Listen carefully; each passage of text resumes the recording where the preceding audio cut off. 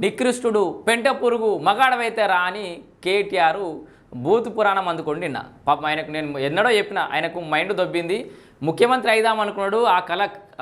కళ్ళగాని మిగిలిపోయింది వాళ్ళ నాయనని అడుగుతేనేమో బదిలాడితే వాళ్ళ నాయన ముందుగా అయిపోయే ముందు దిగిపోయే ముందట 2 ఏళ్ళనే ఈ నాయన అంటే ఆయన ఇవ్వకపోయా సో ఆగమాగం అయిపోయాడు అధికారం పోయేసరికి మొత్తం మైండ్ దొబ్బి ఆగమాగం చేస్తున్నాడని చెప్పేసి మనం ముందుగా నుంచి చెప్పుకున్నాం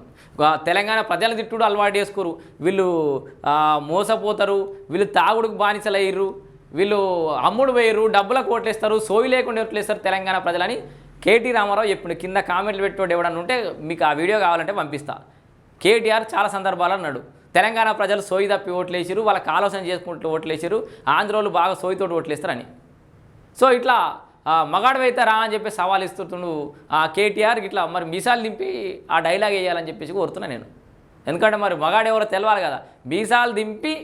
తొడగొట్టి చెప్పు మగాడవైతే రా అని చెప్పేసి ఫోన్లు ట్యాపింగ్ అవుతున్నాయి అని కాంగ్రెస్ మంత్రులై ఫోన్ ట్యాపింగ్ చేస్తుండు రాష్ట్ర ముఖ్యమంత్రి రేవంత్ రెడ్డి ఆయన ముఖ్యమంత్రి సీట్కి ఎసరు పెడతారని చెప్పేసి అంటుండు ఏదో దుకాణం పెట్టిండు ఎందుకంటే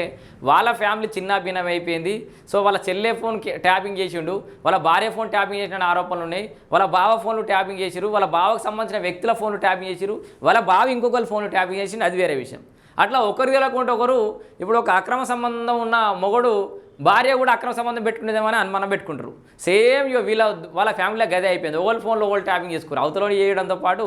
వీళ్ళు కూడా ఒకరి ఫోన్లో ఒకరు ట్యాపింగ్ చేసుకోరు అదే సంస్కృతి ఇంకా కొనసాగుతుంది అనుకుంటారు వాళ్ళ ఫ్యామిలీ ఎట్లయితే చిన్న భిన్నమైందో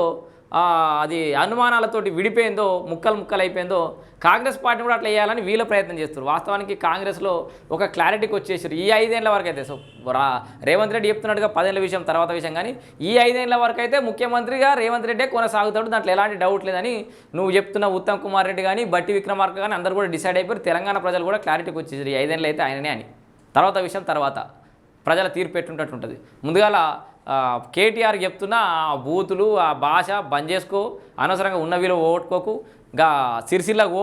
ఆ సిరిసిల్ల నీ పరిస్థితి ఎంతో చూసుకోపో ఫస్ట్ నీ ఊళ్ళే వాస్తవానికి అది నీ ఊరు కూడా కాదు ఆడ కేకే మహేందర్ రెడ్డిది సొంత ఊరు నీ ఊరు ఆ ఊరు కాదు అది నాకు అర్థం ఇప్పుడు ఒక పాయింట్ గుర్తొచ్చింది నువ్వు నీ సొంత ఊర్లే కాదు నీ బావ ఆయన సొంత ఊర్లే కాదు మీ నాయన ఆయన సొంత ఊర్లే కాదు ఎమ్మెల్యేలు ఇది యాది పెట్టుకోరు ఫస్ట్ పరాయణ ఊరు కాడికి పోయి మీరు ఎమ్మెల్యేలు అవుతారు అంతే తప్పితే మీ సొంత ఊర్లు కాదు నీ సొంత ఊరు పోయి గెలువు మీ నాయన ఇక్కడికి రా సిద్దిపేటకి రా